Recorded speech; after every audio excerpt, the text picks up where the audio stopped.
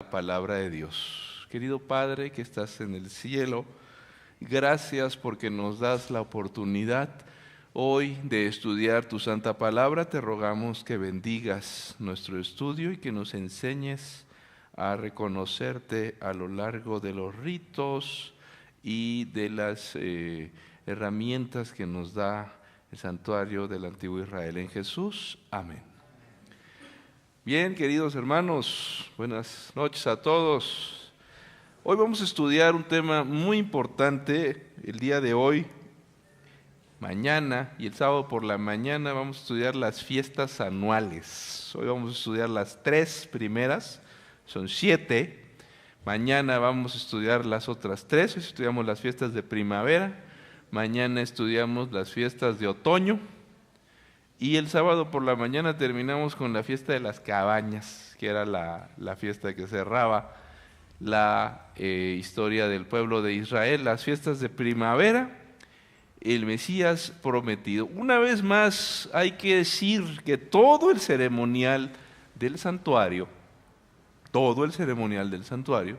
tiene un objetivo pedagógico, incluyendo sus fiestas. Las fiestas anuales en realidad son la historia de la salvación. Tienen una perspectiva profética impresionante, como nosotros nos vamos a dar cuenta. Eran una manera de enseñarle al pueblo de Israel, de enseñarle lo que vendría, el futuro. Es decir, eran verdaderas lecciones de profecía.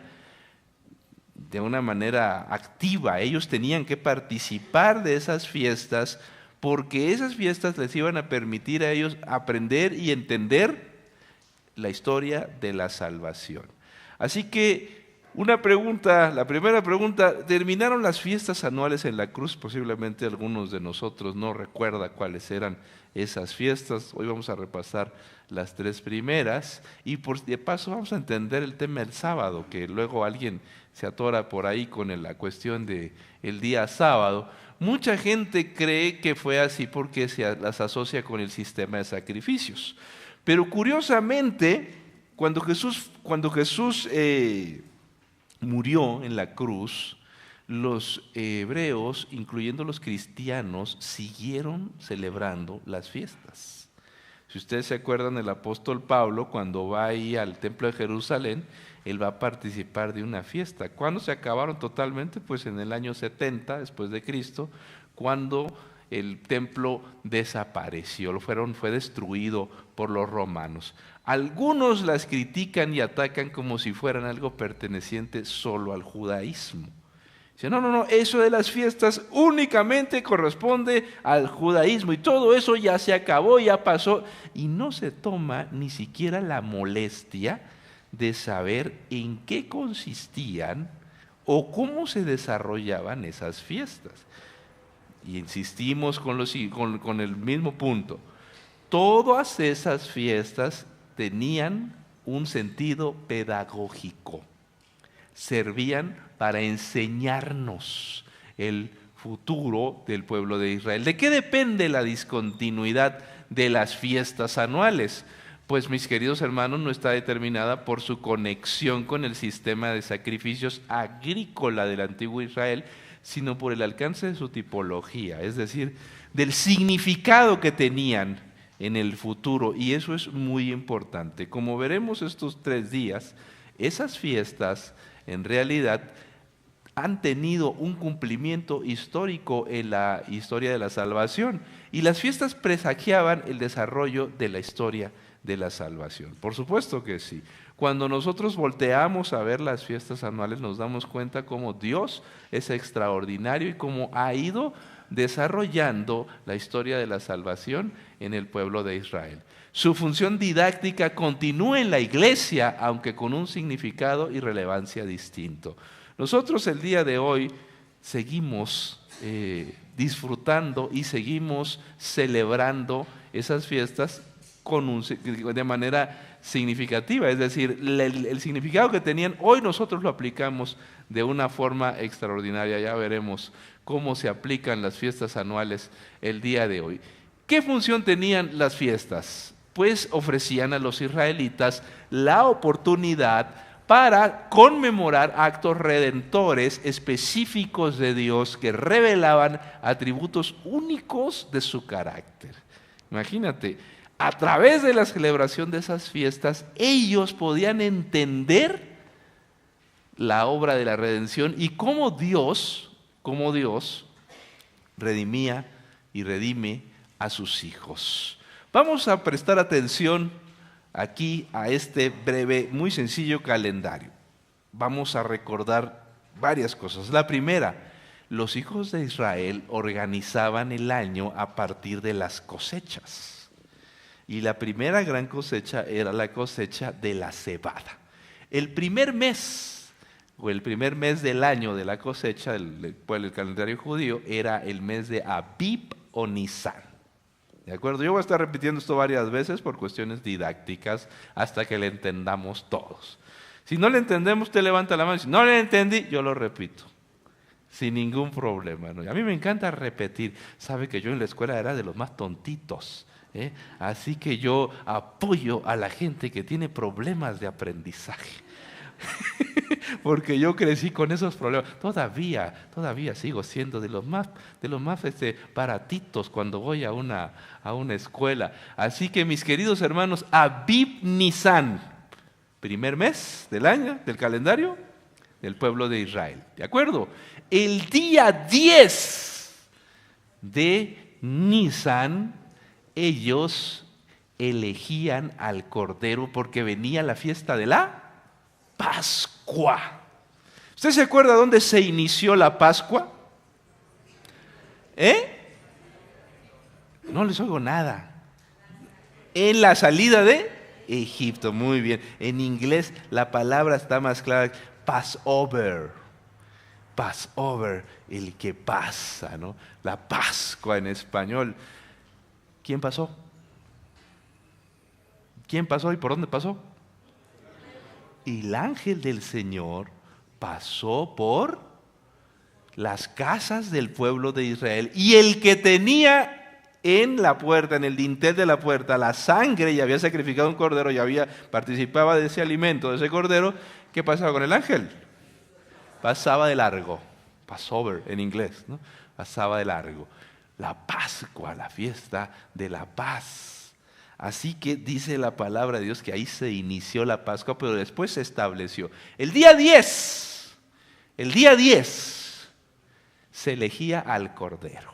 10 de Nisan, ¿no? A ver, acuérdese del coche, de Nisan, 10 de Nisan. Se elegía a un Cordero y se convivía con él durante 3 días. Y el 14 de Nisan, entonces sí, se sacrificaba al cordero y se cocinaba al cordero. Ese día había que comer de la carne.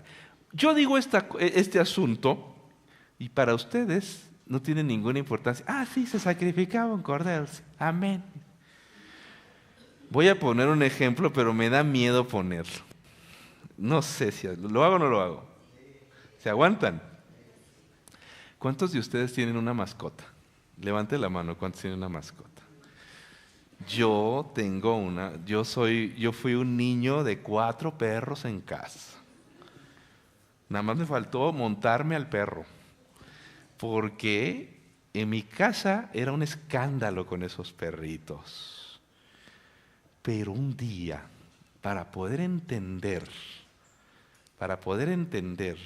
el tema del sacrificio, tomé a uno de mis perros, lo llevé a la parte de atrás y con una navaja puse mi mano sobre el perrito, confesé mis pecados y le corté el cuello. Mis manos se quedaron llenas de sangre. Yo estaba muy impactado por eso. Regresé a casa mirando el cuerpo de mi mascota y sentí un impacto muy grande. ¿Ya ve cómo ahora se cambiaron? Por supuesto que no lo hice. Ya está. Ya sé que algunos me estaban insultando en la cabeza. Yo lo sé, se les ve en la mirada. Los que estaban viendo también. Pero eso es para que se den cuenta del impacto. ¿Me explico? Ay, sí, sacrifica un cordero. Amén. ¿Tú tienes una mascota? Pues haz de cuenta que la tienes que sacrificar. ¿Cómo te sentirías? El día 10 había que llevar a un corderito a casa. La familia se encariñaba con ese corderito. Los que hemos tenido animalitos, mascotas, sabemos lo que es eso. Era desgarrador ese momento. Desgarrador. Tener que sacrificar al corderito que se había elegido el día 10. Y mis queridos hermanos, el día 14 había que sacrificarlo. El padre ponía sus manos sobre la víctima. Se participaba de la fiesta ahí en el santuario. El pueblo tenía que comer. Y el día 15, el día que cayera, era sábado ceremonial. El día que cayera, 15 de Nisan, sábado ceremonial. Si 14 de Nisan era lunes, el martes se celebraba como un sábado. Igualito que el sábado. Esos sábados eran sábados, ¿qué cosa? Ceremoniales. Pero si ese sábado, si 15 de Nisan caía en séptimo día, se le llamaba gran sábado o sábado de gran solemnidad. ¿Me van siguiendo? Voy a estar repitiendo. Día 10 de Nisan, ¿qué pasaba? Se elegía al cordero. Había que convivir con él como una mascota. La gente se encariñaba con el corderito. El día 14, casi me matan ustedes porque dijeron que yo había sacrificado a mi mascota. Pues más o menos. La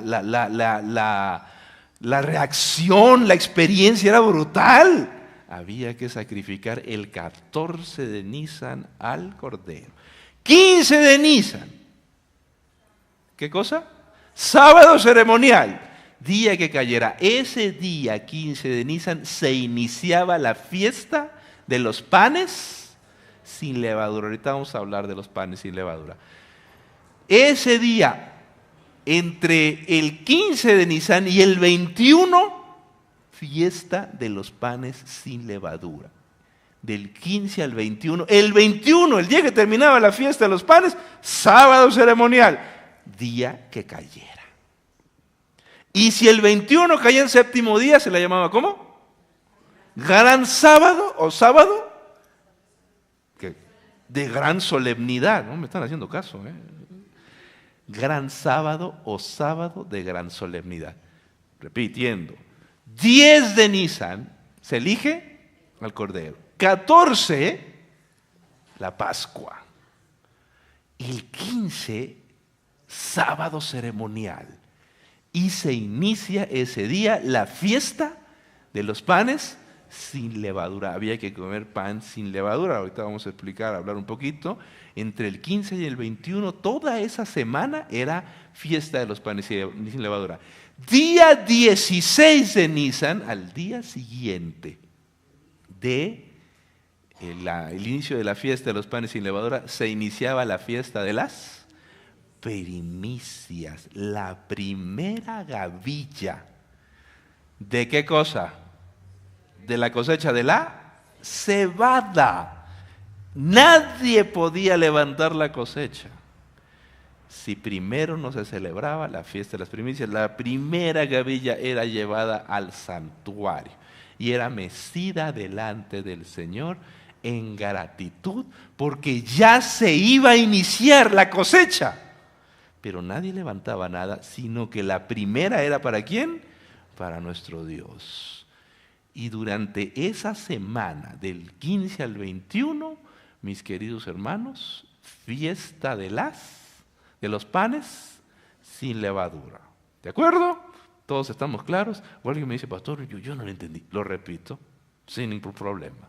¿De acuerdo? Ahorita lo voy a estar repitiendo en un momento más. Vamos a hablar entonces, a concentrarnos en la Pascua. ¿Cuándo se iniciaba? ¿Qué día se escogía el Cordero? El 10. ¿Y qué día era la fiesta de la Pascua? 14 de Nisan, ¿de acuerdo? Era la primera fiesta del calendario judío.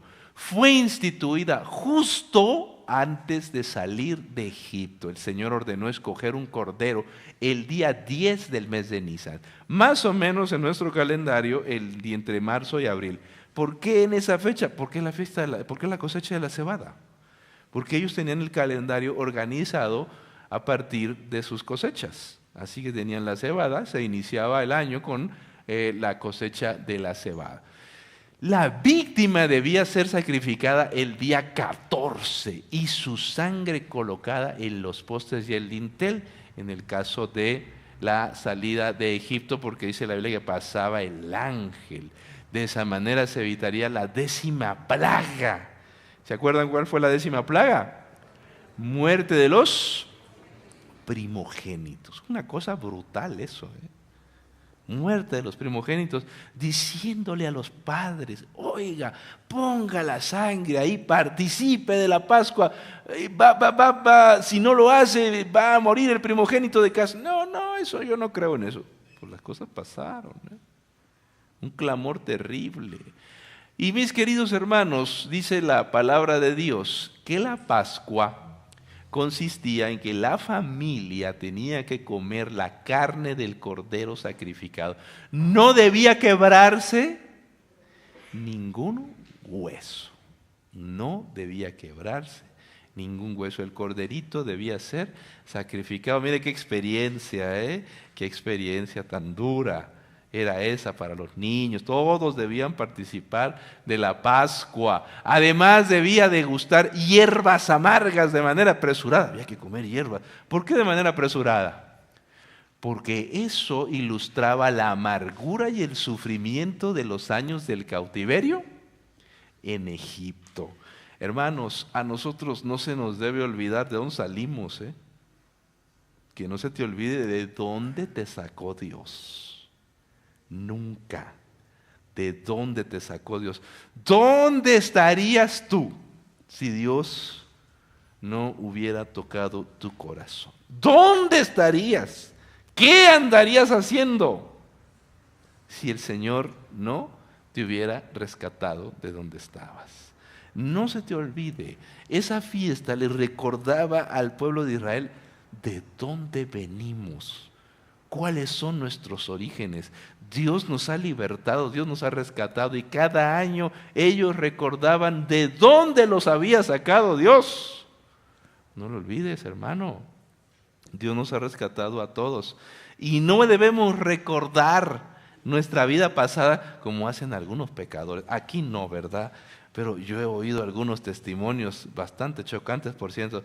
Ay, pastor, yo cómo me acuerdo cuando tomaba alcohol, me echaba unas de este tamaño. Oiga, usted está diciéndome eso como si de veras lo extrañara. No sea usted cínico. ¿Qué le pasa? Ay, es que yo hacía esto, yo hacía aquello, a manera de victoria, ¿no? Te debería dar vergüenza, hermano. Eso guárdatelo para ti. Recuérdalo para ti, Señor. Gracias porque tú me sacaste de un sitio terrible, ¿no? La comida incluía pan sin levadura. La Pascua incluía pan sin levadura.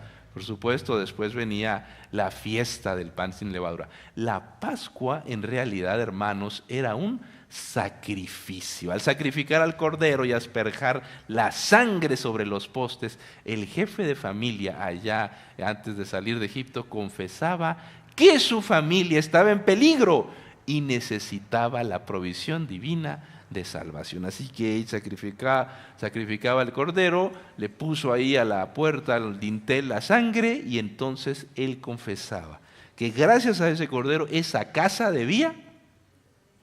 estaba libre, estaba aceptando al Señor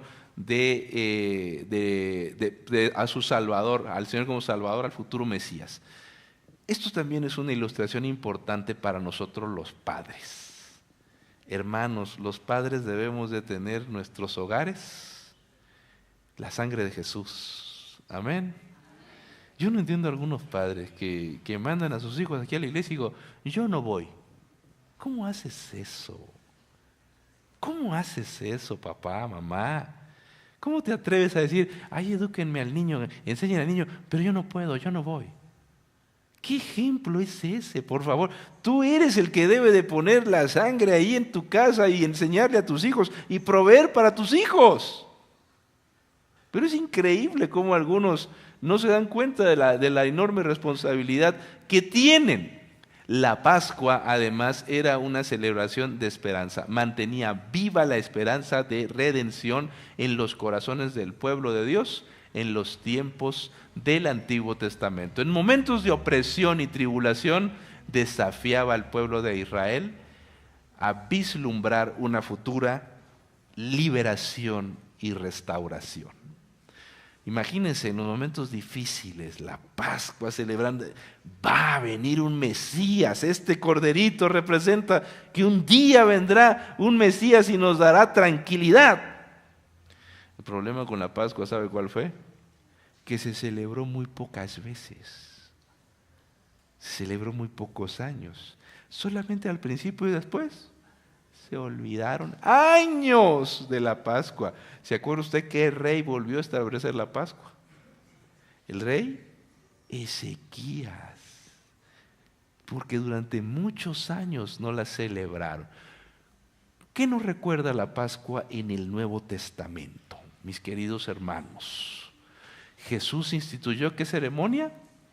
La Santa Cena, para celebrar su sacrificio por el pecado, que es el equivalente a la Pascua, a la Santa Cena. El Señor instruyó a sus discípulos para celebrar la Santa Cena de ahí en adelante. Sabe que mucha gente no entiende el significado de la Santa Cena, y cuando hay Santa Cena me dicen, no, pastor, es que yo estoy mal, por eso no voy a celebrar la Santa Cena. Hombre, hermano, pues yo estoy peor que tú y la celebro. Pero es que mucha gente no entiende el significado de la Santa Cena. ¿Qué significa la Santa Cena? En la antigüedad, las comidas eran el símbolo de la reconciliación y la redención, el perdón. Si tú estabas peleado con alguien, el hecho de sentarte a comer significaba decirle, yo te perdono, yo estoy en paz contigo. Cuando David no fue a comer ahí donde Saúl lo había invitado, el otro se enojó y dijo, ¿dónde está el hijo de Isaí? No, que está enfermo, por eso no ha venido. Pero cuando faltó varios días, dijo, este trae un problema conmigo. No sentarse a comer era decir, yo no te voy a perdonar. Tú y yo no estamos en paz. Pero cuando se sentaban a comer, ellos no necesitaban decir nada. Era el símbolo de la reconciliación. ¿Se acuerda cómo dice Jesús allí en Apocalipsis 3:20? He aquí yo estoy a la puerta. Si alguno abre la puerta, entraré a él y ¿qué cosa? Cenaré con él. ¿Qué significa la cena en la Ciudad de México? Bueno, aquí en la Ciudad de México cenar es echarse una lechita con un pan, ¿verdad? A todo dar. El pan de la Ciudad de México es de los mejores que yo he visto, ¿eh? Oiga, qué pan hay aquí, ¿eh? Ya me hacía falta. Pero déjeme decirle que eso no tiene nada que ver con el significado bíblico. ¿Qué quiere decir? Entraré a él y cenaré con él. A partir del significado bíblico, Jesús quiere sentarse a cenar contigo, porque te quiere ofrecer ¿qué cosa? El perdón. Aquel que me abra la puerta, lo perdonaré. Amén, hermanos. Gloria a Dios. El Señor nos ofrece el perdón. Así que si el Señor toca la puerta de tu corazón, acéptalo. Es que yo soy malo. Pues por eso necesitas el perdón. Precisamente por eso necesitas el perdón, mi querido hermano. ¿Cuál es el significado teológico de la Pascua? En el pasado, es decir, hacia el pasado, la Pascua nos recuerda la muerte de Cristo y la apropiación de los beneficios de tal acción. En el presente confirma el pacto de la iglesia, el pacto de Dios con su iglesia. Cuando yo tomo la Santa Cena hoy, hacia el pasado recuerdo que Cristo murió por mí y lo acepto. En el presente, cuando yo tomo la Santa Cena, confirmo el pacto de Dios conmigo. Y hacia el futuro, dijo el Señor, todos los que toman este alimento, la muerte del Señor, anuncian hasta que Él venga. ¿Se acuerdan que Apocalipsis habla acerca de que en el cielo habrá ¿qué cosa? Una gran mesa, un banquete, la Biblia lo llama la cena de las bodas del Cordero. ¿Qué quiere decir? No se le olvide que el libro de Apocalipsis es simbólico. Y cuando Apocalipsis te dice, mira, allá va a haber una cena y va a haber un banquete y la cena de las bodas del Cordero, va a haber una mesa y una cena. ¿Qué quiere decir? Es un elemento completamente simbólico. Quiere decir que todos aquellos que lleguemos al reino de los cielos vamos a estar perdonados por Cristo Jesús. Amén. Cuando tú llegues al reino de los cielos, el Señor no tendrá nada que reclamarte, nada, por los méritos de Cristo.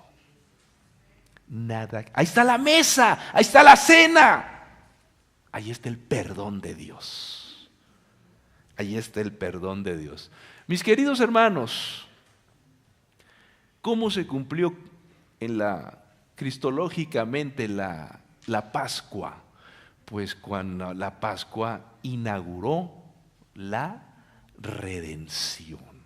En realidad, pues cuando Jesús murió en la cruz, se inauguró verdaderamente la redención. Todo lo anterior, pues se estaba profetizando que iba a suceder hasta que sucedió. Y se cumplió en la cruz del Calvario con el sacrificio de Jesús como nuestro verdadero Cordero Pascual. Cristo cumplió con la Pascua. Y en segundo lugar, mis queridos hermanos, eclesiológicamente, es decir, el cumplimiento eclesiológico en lo que tiene que ver con la iglesia, pues la iglesia se apropia de la redención. ¿De qué manera? Se cumple mientras los creyentes al día de hoy participan de los emblemas del cuerpo de Cristo durante la Santa Cena. Así que cuando usted lo inviten a una Santa Cena, no me venga con que, pastor, es que me he portado mal. Pues por eso necesitas la Santa Cena, para que Dios te perdone. Para que Dios te perdone. Dice el apóstol Pablo que solo algunos no debieran celebrar la Santa Cena. ¿Quiénes? Los que la toman a juego. Pero de la Santa Cena, el resto podemos participar hasta los que no son bautizados. Invita a tus amigos cuando haya Santa Cena. Invita a tus amigos, mira, ven, participa, te invito. El Señor te perdona, tú necesitas reconciliarte con Dios. Y cuando nosotros participamos de los emblemas del cuerpo de Jesús, se cumple la Pascua en la iglesia. Pero falta un cumplimiento escatológico en el tiempo del fin, es decir, en el futuro. ¿Cómo se habrá de cumplir la fiesta de la Pascua? Pues cuando se consume la redención, y eso ocurrirá en ocasión de la segunda venida de Jesús, cuando los redimidos celebren la cena del Cordero Pascual. Es decir, cuando todos lleguemos a la patria celestial, la figura de la cena nos recuerda que el Señor nos dirá, bien buen siervo fiel, sobre poco has sido fiel, sobre mucho te pondré. Entra en el gozo de tu Señor. Señor, pero es que yo pues no sé si debo entrar ahí. Y entonces les dice, Señor, tuve hambre y me diste de beber, tuve sed y tuve hambre y me diste de comer, tuve sed y me diste de beber, estuve en la cárcel. Y Señor, ¿y cuándo hicimos eso nosotros? ¿Cuándo hicimos eso? Todo lo que hiciste a estos mis hermanos pequeñitos, a mí, lo hiciste. Los creyentes, los salvos, son personas que hacen el bien sin esperar nada a cambio. Son personas que no andan cacareando las buenas acciones que hacen. Es parte de su vida el hacer el bien a los demás. Siguiente fiesta. Ya hablamos de la Pascua. Dijimos que el día 10 se elegía el 10 de Nisan, al Cordero. El 14 era la Pascua, pero el día 15 era un sábado ceremonial. Y ese día se iniciaba la fiesta de los panes sin levadura entre el 15 y el 21. Toda esa semana era la fiesta de los panes sin levadura. El día 21, el día que cayera, era sábado ceremonial. Cuando la Biblia dice ahí en Colosenses, en Efesios, que los sábados, algunos sábados quedaron sin efecto, ¿a qué sábado se refiere? A los sábados ceremoniales, no se refiere al séptimo día, de ninguna manera. ¿Por qué? Porque eran parte de las ceremonias, de las fiestas anuales.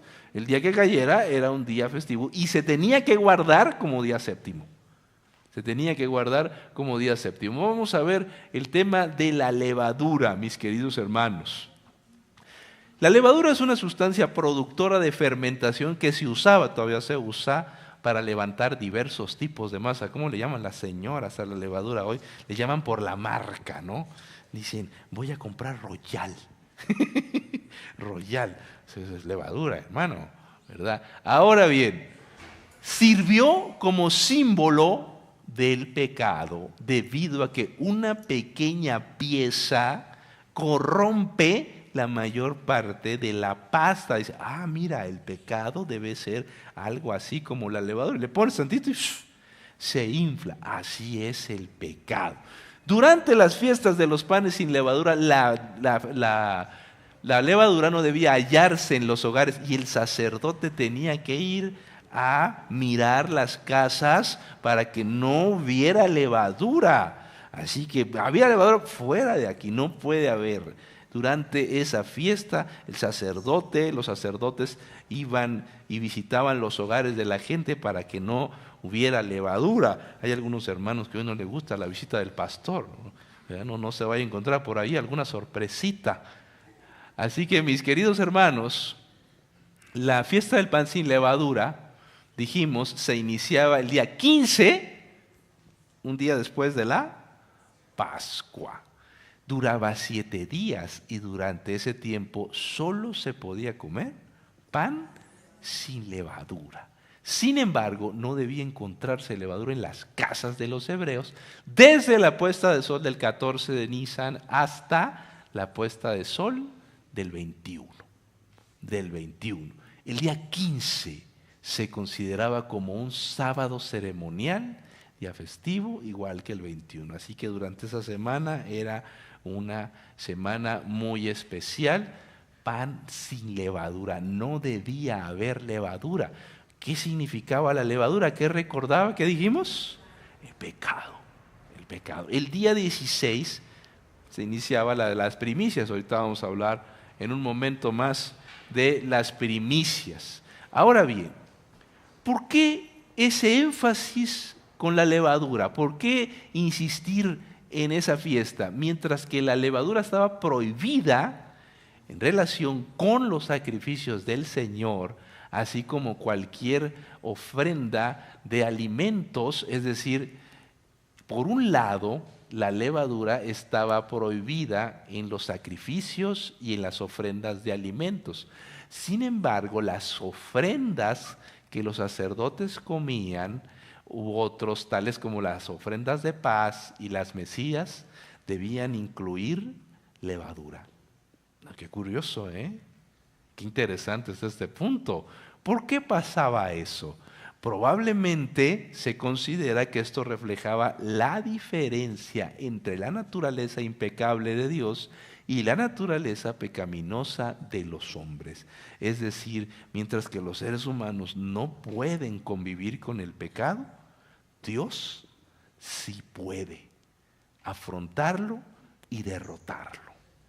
Así que para Dios no es que, yo no tengo que ver con el pecado. No, el Señor lo enfrenta, lo ataca y lo destruye. Y la relación de la levadura era muy interesante, por lo tanto, en el santuario. Ahora bien, ¿Qué significaba los panes sin levadura en el Antiguo Testamento? La fiesta de los panes sin levadura, dijimos, recordaba a los israelitas las circunstancias en que habían salido de Egipto. Simbolizaban un llamamiento de Dios para llevar una vida santa. Mira, hermano, les recordaban, tú tienes que aprender a vivir una vida sin pecado. Tú tienes que aprender a vivir una vida libre de malos hábitos. La levadura pues representaba el pecado. La levadura en sí misma pues no era mala, pero simbolizaba durante esa semana el pecado y le decía al pueblo de Israel, hay que aprender a vivir una vida sin pecado, sin malos hábitos. Necesitamos renovar nuestra vida espiritual. En el Nuevo Testamento, ¿qué nos recuerda a los panes sin levadura? Pues el cumplimiento antitípico se relaciona con el de la Pascua en causa y efecto. ¿Qué queremos decir con eso? Mientras que la Pascua celebraba la liberación de la esclavitud de Egipto, los panes sin levadura tipifican la provisión divina para remover el pecado de nuestra vida. Mire qué interesante. La Pascua me recuerda que Jesús me perdona del pecado. Y los panes sin levadura me recuerdan que Jesús me limpia de pecado. Amén.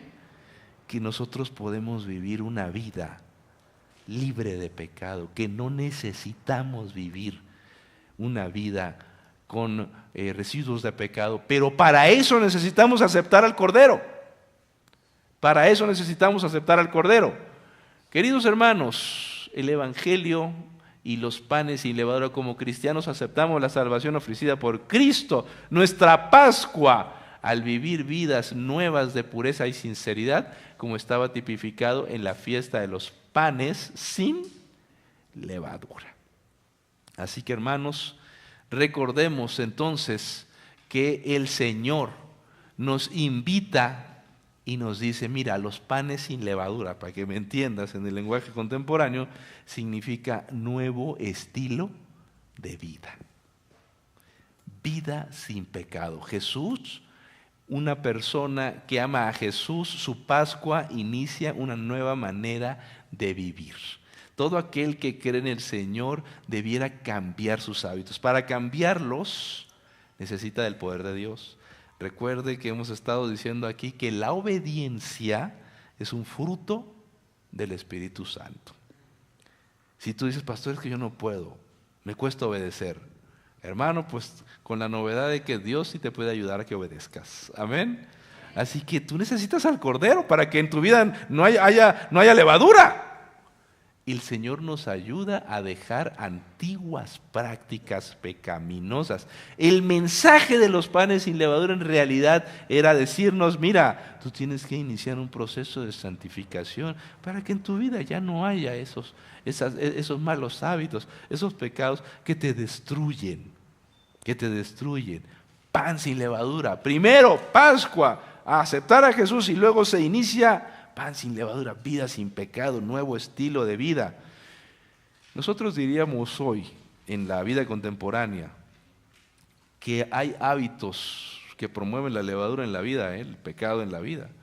Hermano, cambia la música que escuchas. Cambia de ver películas que miras. Mira películas edificantes. Cambia si hay amigos que te acercan, que te alejan de la oración. Cambia de esos amigos, cambia de hábitos en la alimentación. Qué bien es cambiar de bebidas. Por ejemplo, hace varios años yo les he contado a ustedes que pues ya pasa de 7 años que un pastor cenando con un pastor allá lejos. Bueno, no estábamos cenando, estábamos comiendo. Y me dice, oye, fíjate que desde hace 1 año yo no bebo refrescos. Dije yo, qué grandioso. Y era un hombre ya mayor, me dice, yo hace 1 año no me he bebido ni un refresco.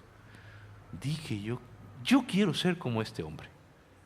Y yo también quiero decir, hace 1 año no me he bebido ni un refresco. Así que ya pasan de 7, gracias a Dios. Decídete a cambiar de alimentación, a no beber refresco, es puro veneno, hermano. No sea cínico y no diga, "No, es que yo soy adventista, yo tomo refresco de naranja". ¿Qué es eso? O sea, eso de naranja no tiene nada. Bebe agua.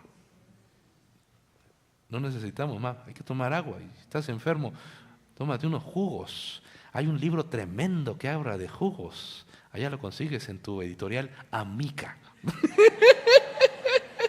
Hermanos, cambiemos de estilo de vida. Pan sin levadura es nuevo estilo de vida. Por supuesto que sí.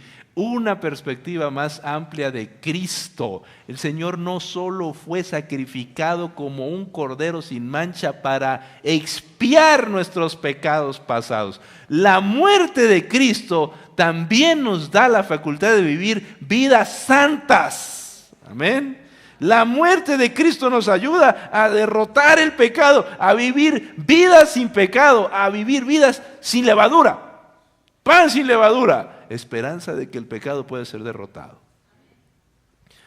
Y entonces entramos a la última de las fiestas de primavera, que era la fiesta de las primicias. Recuerde, el día 10 se separaba el cordero, el 14 era la Pascua, se mataba el cordero y se celebraba la comida de la Pascua. El día 15, sábado ceremonial, día que cayera.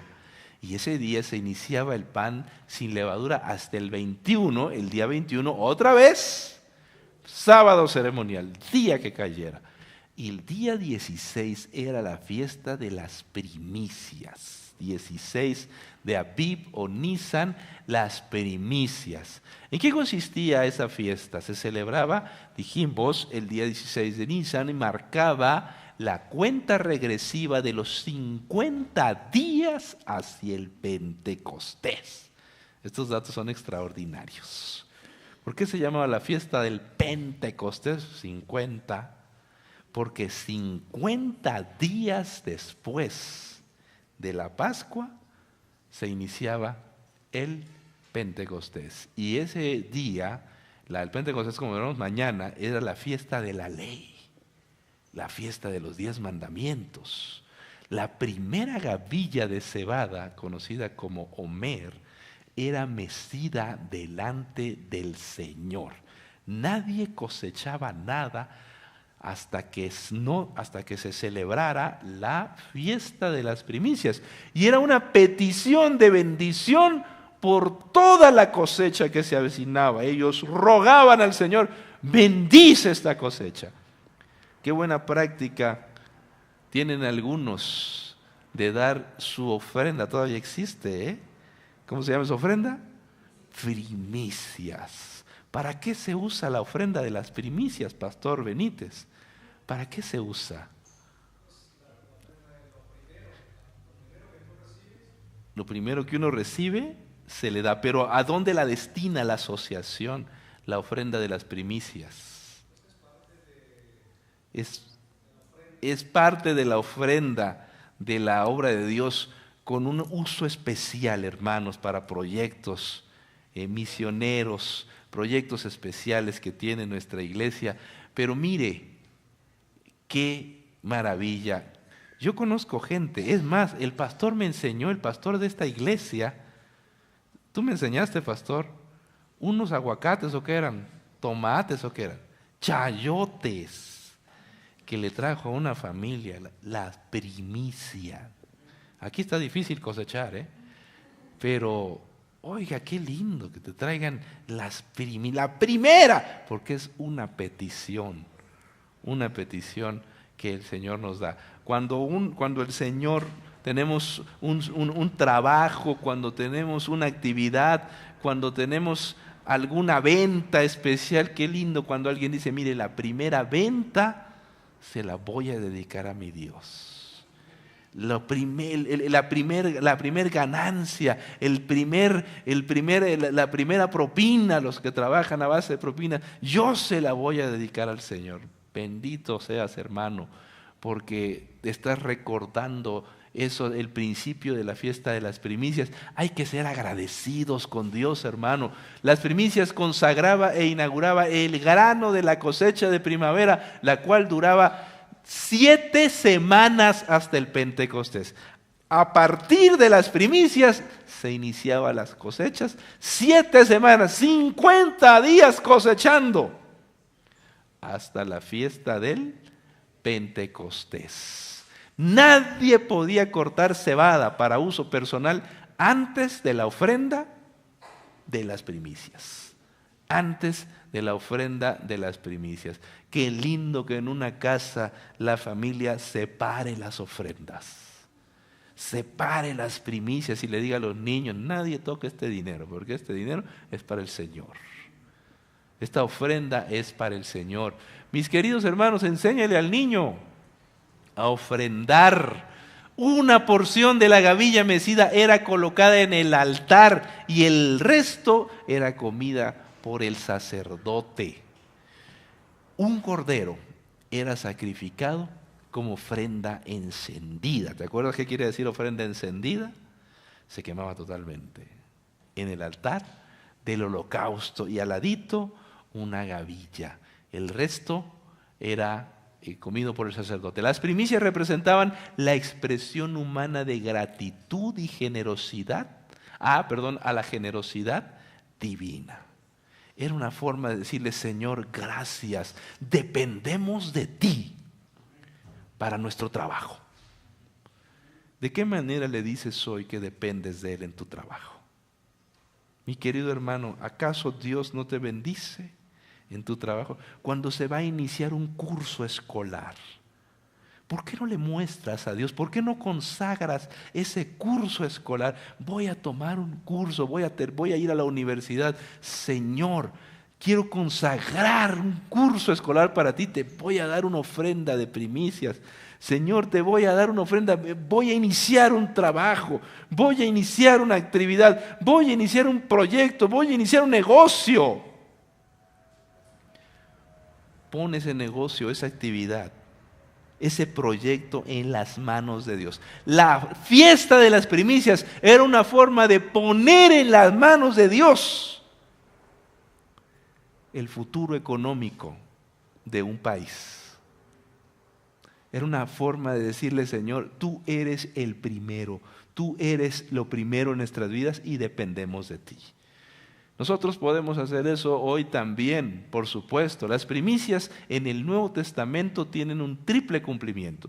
Un cumplimiento cristológico, un cumplimiento eclesiológico y un cumplimiento escatológico.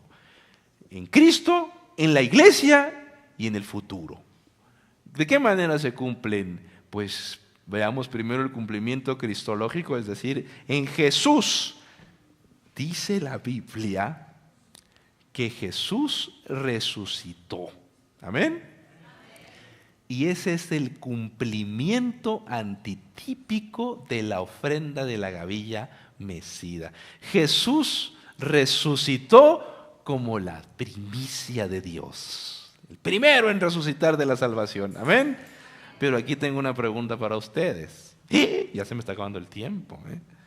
Tengo una pregunta para ustedes. Ustedes saben que la muerte en la Biblia le llama un sueño. Yo les pregunto a ustedes, Jesús, todo, de acuerdo con la Biblia, todos los que los seres humanos que han muerto o los que mueran antes de la venida de Jesús, después en algún momento van a resucitar. Todos, justos y malos. Unos en la resurrección de vida y los otros en la resurrección de condenación. Todos vamos a resucitar en algún momento si bajamos al descanso. Por eso se le llama sueño. La pregunta es, ¿de qué muerte murió Jesús? ¿Jesús murió el sueño? ¿Qué pasó? ¿Me quedaron con cara de what? ¡No! Jesús murió la muerte eterna, la segunda muerte, de la que dice la Biblia, ahí no hay resurrección, porque si hubiera muerto del sueño, hubiera tenido que alguien resucitarlo. Ahora, ¿cómo es que Jesús resucitó la muerte eterna? Dice la hermana White que hasta el diablo se quedó impactado. ¿Cómo? El Señor resucitó la muerte eterna. Amén. Tiene poder. Él no pasó el sueño como nosotros. Él resucitó como la primera gavilla. Y no resucitó solo. Dice la Biblia que así como las gavillas, varios resucitaron con Él como las primicias. Jesús resucitó como las primicias de la humanidad redimida el mismo día en que se presentaba la primera gavilla en el templo. A la hora que se estaba mostrando la gavilla en el templo, el Señor había resucitado. El 16 de Nisan, el Señor resucitó. Pero Él no resucitó solo, estamos diciendo, escatológicamente, el Nuevo Testamento vislumbra el cumplimiento final de la tipología de las primicias en la resurrección de los redimidos en ocasión de la segunda venida. Cuando Cristo venga, los muertos en Cristo, dice la Biblia, resucitarán primero. Amén, hermano. ¿Has perdido a un ser querido? Yo he perdido a varios, seguramente que tú también. Pero si hay un anhelo que tengo en mi corazón es ver a mi abuelo. Mi abuelo fue un pastor en esta ciudad. Mi abuelo fue un pastor en esta ciudad. Nunca lo conocí. Nunca lo conocí. Pero le pido a Dios volver a verlo alguna vez, verlo, abrazarlo. Me dejó sus libros. Me dejó algunas de sus cartas. Y me emociona que algún día podré volver a verlo. Hermanos, al igual que la primera gavilla era una súplica por el resto de la cosecha, la resurrección de Cristo es la primicia o la petición por la gran cosecha que ocurrirá cuando los muertos resuciten. La resurrección de Cristo es la garantía que los demás resucitarán en Jesús. Es la primera gavilla y la petición, decirle al Señor, ponemos en tus manos este proyecto de la resurrección. Y por supuesto, ustedes saben que Jesús no resucitó solo. Dice la Biblia que el día que Jesús resucitó, ahí en Mateo 27:52, dice que resucitaron mucha gente. El día que resucitó Jesús, que hubo gente que resucitó como las primicias. Y cuando Él ascendió al cielo, dice la Biblia que se llevó a los resucitados con Él. En el libro de Apocalipsis aparecen representados como los 24 ancianos. Fueron presentados en el cielo como trofeos del poder divino para resucitar a los que habían muerto.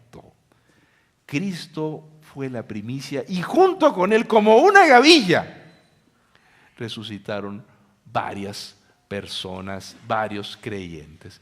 Queridos hermanos, en la iglesia, ¿cómo se cumple eso? Las primicias tipifican nuestro privilegio de recibir las primicias de su Espíritu mientras esperamos la cosecha de la resurrección. Hoy el Señor tiene salvación para la gente. Hoy el Señor nos da las primicias. En este tiempo, en este día, nos puede dar vida para honra y gloria de su nombre a través del poder del Espíritu Santo. ¿Cómo nosotros podemos vivir hoy las primicias? A través de la renovación de nuestro interior por parte del Espíritu Santo. El Señor nos dice, mira, te voy a dar las primicias para que vayas degustando lo que es la salvación. Cuando recibimos los frutos del Espíritu Santo, amor, gozo, paz, paciencia, benignidad, bondad, fe, dominio propio, mansedumbre, el Señor nos está dando las primicias de su gloria. Y cuando respondemos a la invitación del Evangelio, llegamos a ser las primicias de Dios. Amén. Vamos a invitar a Dania que nos cante ese cantito extraordinario. Y esta noche quiero hacer una invitación muy especial. Yo te pregunto, ¿quieres ser tú parte de las primicias? quieres decirle al Señor, Señor, yo quiero darte mi vida. Yo me doy cuenta de que esas fiestas me recordaban que tú eres el Cordero de Dios, pero que no solamente me das la salvación, la justificación, también me puedes transformar y me garantizas, como le dijiste al ladrón en la cruz, que estaré contigo en el paraíso. Yo quiero ser esas primicias del Señor y yo quiero darte lo mejor de mi vida. Si tú quieres decirles al Señor, déjame orar por ti esta noche. Vamos a orar por ti y dile al Señor, dame las primicias del Espíritu Santo. Enséñame a vivir como un cristiano. Y mientras ella canta, acércate, vamos a orar por ti. Jesús hoy espera entrar en tu ser. Ábrele tu corazón. No dejes que el mundo te aparte de él. ¿Cuál será tu decisión? Cada momento esperando está y ahora te llama otra vez. Si le abres la puerta de tu corazón, Él será tu Salvador. Si das este paso hacia Cristo el Señor, tierno te recibirá.